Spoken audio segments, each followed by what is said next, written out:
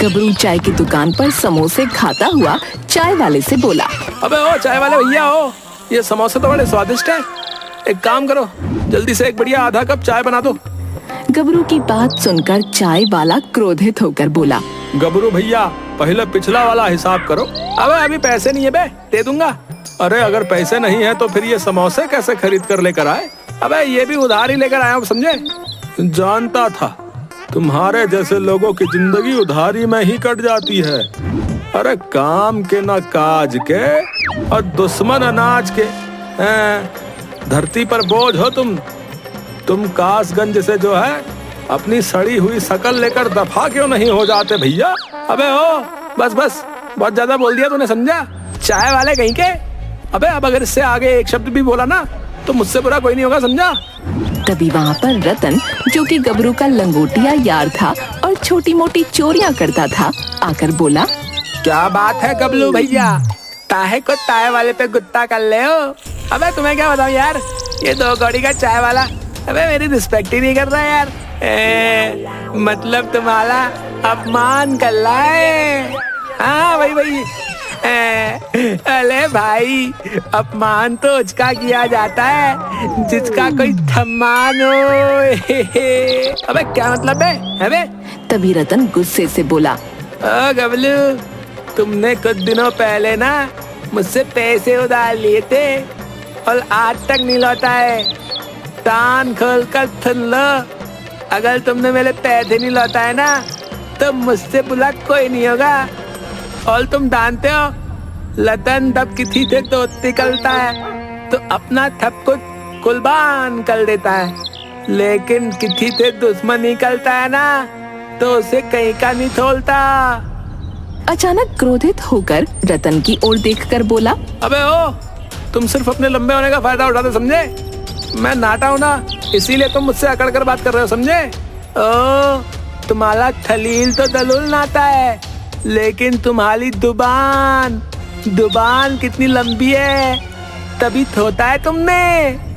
रतन की बात सुनकर गबरू पैर पटकता हुआ कासगंज से बाहर निकल गया। वो कुछ दूर ही चला था कि तभी एक भिखारी की आवाज गबरू के कानों में टकराई। ईश्वर के नाम पे मुझे कुछ दे दे बेटा। गबरू उस भिखारी से बोला। अबे ओ, मेरी हालत भी तुम्हारी तरह ही है, जेब में एक फूटी कौड़ी नहीं, समझे? समझ गया, इसका मतलब तुझे मेरे वरदान की जरूरत है। साधु की बात सुनकर गबरू गुस्से से बोला। अबे खुद तो भीख मांग रहा है और मुझे वरदान देने की बात कह रहा है? अबे भीख तो मैं अपने शौक के लिए मांग रहा हूँ, वरदान तो मैं मुफ्त में दे देता हूँ। अच्छा, तो तू मुझे क्या वरदान दे सकता है बे भिखारी? है बे? कर भला तो हो बुरा, मैं तुझे वरदान देता हूँ कि कर बुरा तो हो भला। अबे ये क्या उल्टा सीधा बके जा रहा है बे तू भिखारी? है बे? तू सीधे सीधे बताएगा कि वरदान क्या है बे? गबरू की बात सुनकर अचानक भिखारी क्रोधित होता हुआ बोला। तू आज से जो कुछ भी बोलेगा वो हो जाएगा, इससे आगे मैं कुछ नहीं बता सकता, क्योंकि तू बार बार मुझे भिखारी कहकर अपमानित कर रहा है। इतना बोलकर भिखारी वहाँ से चला गया। भिखारी के जाते ही गबरू अपने आप से बोला। अबे ये भिखारी क्या वरदान देकर चला गया? मेरी तो कुछ समझ में नहीं आ रहा है। बस इतना ही समझ पाया हूँ कि अगर मैं कुछ भी बोलूंगा तो उसका बुरा ही होगा। चलो, वैसे भी कासगंज के लोगों ने मेरा बहुत अपमान किया है, मैं सबको बुरा बोलकर बर्बाद कर दूंगा। है इतना बोलकर गबरू दौड़ता हुआ सीधा चाय वाले की दुकान पर आकर बोला। ओ देख भाई, चाय वाले हो, और मुझे चाय की तलब बहुत महसूस हो रही, समझा? जल्दी से मेरे लिए बढ़िया सी चाय बना, चल। अरे कितने बेशरम हो तुम गबरू भैया, हैं? फिर आ गए?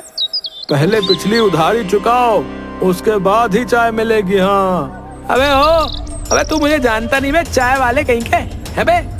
अगर मैं कुछ भी बुरा बोलूंगा ना तो तेरे साथ वही हो जाएगा, समझा? अरे अब ये कौन सी नई नौटंकी लेकर आए हो? हैं? कुछ देर पहले तो भीगी बिल्ली बनकर यहाँ से भाग गए थे, अचानक शेर कैसे बन गए भाई? सुनो भाई गबरू, तुम चाहे जितने भी शेर बनने की कोशिश करो, लेकिन तुम रहोगे बिल्ली ही। क्योंकि तुम हो ही इतने नाटे। चाय वाले की बात सुनकर चाय की दुकान पर बैठे हुए लोग गबरू के ऊपर हंसने लगे। लोगों को अपने ऊपर हंसता देख गबरू बुरी तरह से क्रोधित होकर चाय वाले से बोला, अबे तो तुझे मेरी बात पे विश्वास नहीं है? ठीक है, तेरी चाय की दुकान पर अभी आग लग जाएगी, समझा? मगर ऐसा कुछ भी नहीं हुआ। ये देखकर चाय वाला चाय बनाते हुए जोर जोर से हंसते हुए बोला,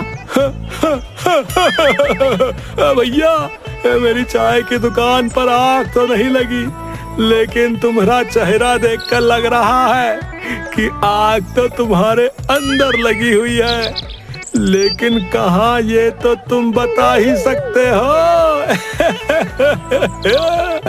इतना बोलकर चाय वाला जोर जोर से हंसने लगा।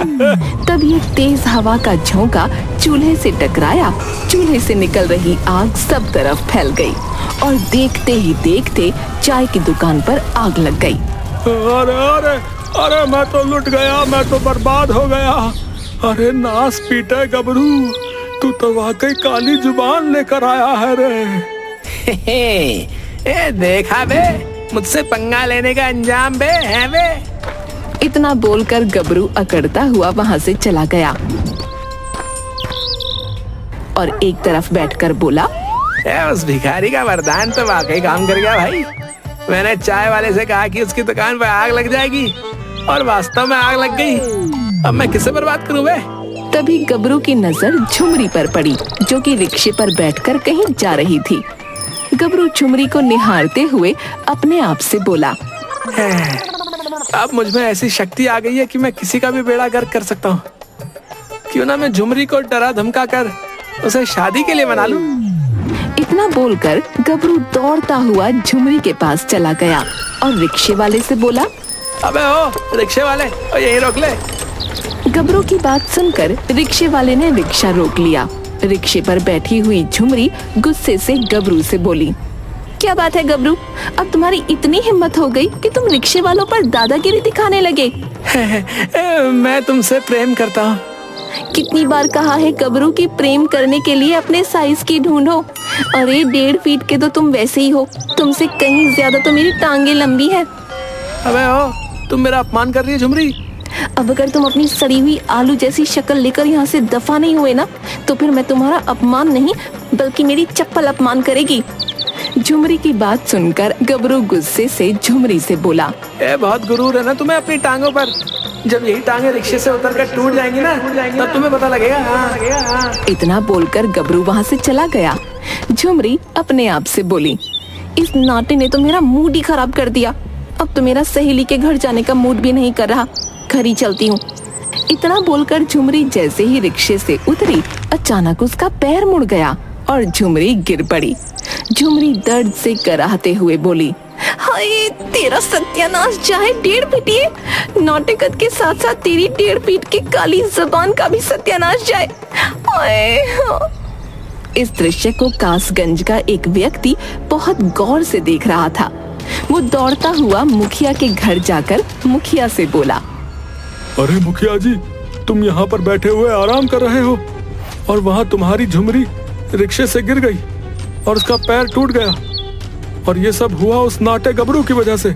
ये सुनकर मुखिया चौंकते हुए बोला, क्या उस नाटे गबरू में इतनी ताकत आ गई कि उसने मेरी बेटी झुमरी का पैर तोड़ दिया? अरे मेरी बेटी झुमरी उसे पैरों से ही कुचल कर मार डालेगी। हाँ नहीं मुखिया जी, आप समझ नहीं रहे। वो नाटा बहुत ही शक्तिशाली हो गया है। न जाने कहां से चमत्कारिक शक्तियां लेकर आया है। जिसके बारे में जो बुरा बोल रहा है वही होता जा रहा है। ऐसी बात है क्या?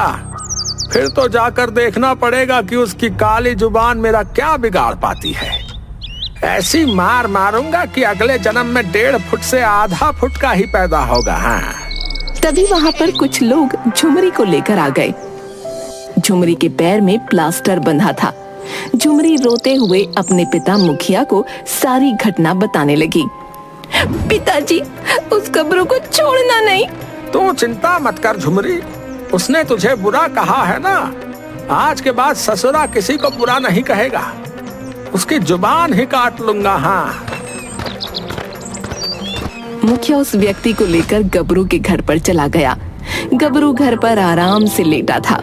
मुखिया को देखकर गबरू चौंकते हुए बोला, मुखिया जी, बगैर दरवाजा खटखटाए मेरे घर में घुसने की तुम्हारी हिम्मत कैसे हुई बे?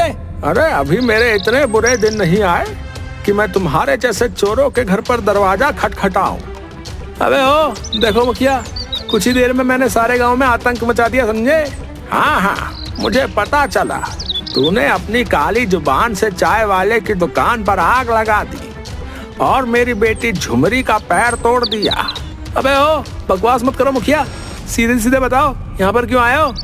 तुझे कासगंज से बाहर निकालने के लिए। तेरे जैसा पनौती जब तक कासगंज में रहेगा, कासगंज का कभी भला नहीं हो सकता। अबे ओ, सुना है कि तुम्हें अब आंखों से कम दिखाई देने लगा मुखिया? अगर तुम अंधे हो जाओ तो कैसा रहेगा? मैं कहता हूँ तुम अभी और इसी समय अंधे हो जाओ। गबरू ने इतना कहा ही था कि तभी मुखिया की आंखों में तेज दर्द हो उठा। अचानक उसे सब कुछ दिखाई देना बंद हो गया। मुखिया चीखता हुआ बोला, अरे तेरा सत्यानाश जाए 1.5 फुटिये, तू तो वाकई काली जुबान निकला रे। मैं तो सोच रहा था कि तू नई नौटंकी लेकर आया है, मगर ये कोई नौटंकी नहीं, ये तो सच निकला। अरे अब झुमरी का पैर टूट गया है और तू अंधा हो गया है। अब तो तुझे झुमरी के साथ मेरा विवाह करना ही पड़ेगा, क्यों है? इतना बोलकर गबरू घर से बाहर निकल गया। वो व्यक्ति मुखिया का हाथ पकड़कर उसे सहारे से गबरू के घर से बाहर लेकर आ गया। मुखिया जी, आपको क्या जरूरत थी गबरू को धमकाने की? बोला था ना आपसे कि वो जो बोल रहा है वही हो रहा है। अरे क्यों बकवास किया जा रहा है? तू ही तो आया था मेरे पास उसकी करतूत बताने के लिए। तेरी वजह से ही मुझे सब कुछ दिखाई देना बंद हो गया। तभी अचानक मुखिया को सब कुछ दिखाई देने लगा और पहले से ज्यादा साफ दिखाई देने लगा। अरे ये तो चमत्कार हो गया। मुझे सब कुछ दिखाई दे रहा है और पहले से ज्यादा साफ दिखाई दे रहा है भाई। मतलब? अरे पहले मुझे दूर का देखने में थोड़ी दिक्कत होती थी, मगर अब तो मुझे वो भी साफ साफ दिखाई दे रहा है। मुखिया की बात सुनकर चलते हुए गबरू के कदम अचानक रुक गए और वो चौंकते हुए बोला, है? अबे ऐसे कैसे हो सकता है बे? मैंने तो बुरा बोला था। तूने बुरा बोला था और हो भी गया था, लेकिन भगवान के चमत्कार से सब कुछ सही हो गया। अब मैं तुझे कासगंज में नहीं रहने दूंगा। इतना बोलकर मुखिया ने चिल्लाते हुए सारे गांव वालों को एकत्रित कर लिया और बोला, देखते क्या हो, इस नाटे काली जुबान को धक्के देकर कासगंज से बाहर निकाल दो। कासगंज वाले गबरू को कासगंज से बाहर निकालने ही वाले थे कि तभी चाय वाला वहाँ पर दौड़ता हुआ आ पहुँचा। अरे हमारी तो किस्मत खुल गई भैया। अरे हम तो रातों रात लखपति हो गए। ये सुनकर सभी चौंक पड़े। हाँ? क्या बकवास कर रहा है चाय वाले? तेरी तो चाय के दुकान पर आग लग गई थी। अरे सही कहा, हमारी चाय की दुकान पर आग लग गई रही। मैं भूल गया रहा कि मैं जो है अपनी चाय की दुकान पर 50 लाख का इंश्योरेंस करवाया था, जो कि मुझे मिल गया है। अब मैं चाय की दुकान की जगह काफी की दुकान खोलूंगा। हाँ, काफी पिलाऊंगा। तभी वहाँ पर एक बूढ़ा व्यक्ति दौड़ता हुआ आया और मुखिया से बोला, मुखिया जी, झुमरी अपनी सहेली के घर पर जा रही थी क्या? वो गई तो नहीं? नहीं, वो तो नहीं गई। इस गबरू ससुरे ने उसे बुरा जो बोल दिया था। अरे इसने बुरा बोला तो सही किया। हाँ, क्या मतलब? मतलब झुमरी जिस सहेली के घर पर जा रही थी ना, अचानक उसका घर टूटकर गिर गया।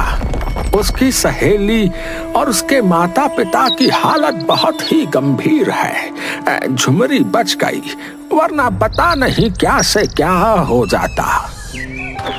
तभी वहाँ पर वही भिखारी आ पहुँचा जिसने गबरू को वरदान दिया था। भिखारी मुखिया की ओर देखकर बोला, ये नाटा थोड़ा नादान है और ये कासगंज के निठल्लों की शान है। इसे क्षमा कर दो। मुखिया, मैंने ही इसे वरदान दिया था कि कर बुरा तो हो भला, इसने जिसके बारे में बुरा बोला, बाद में उन सब का भला ही हुआ, जैसे कि चाय वाला और तुम्हारी बेटी और स्वयं तुम। भिखारी की बात सुनकर मुखिया गबरू की ओर देखकर बोला, इस बार तो तुम बच गए गबरू, लेकिन अगली बार ध्यान रखना। गांव वालों वहां से चला गया। भिखारी मुस्कुराते हुए गबरू की ओर देखकर बोला, मूर्ख नाटे, अगर तू मुझे अपमानित नहीं करता तो मैं तुझे इससे अच्छा वरदान देता, इसीलिए मैं तुझसे ये वाला वरदान भी छीनता हूँ। इतना बोलकर वो भिखारी भी चला गया। गबरू बेचारा चुपचाप अपने घर पर जाकर अपने आप से बोला, अबे हाँ, ले ले अपना बेकार सा वरदान। लेकिन हाय, मेरी झुमरी हाथ से निकल गई। लेकिन तुम मेरी होकर रहोगी झुमरी, याद रखना। पता नहीं मेरे दिन कब बदलेंगे यार। अब निकल ले पतली गली से गबरू, नहीं तो बहुत पिटेगा। हाँ अबे हाँ, ठीक है, जा रहा हूँ। झुमरी को लव यू कहना। मिलते हैं ब्रेक के बाद। हैं? तेरी तो रुक जरा।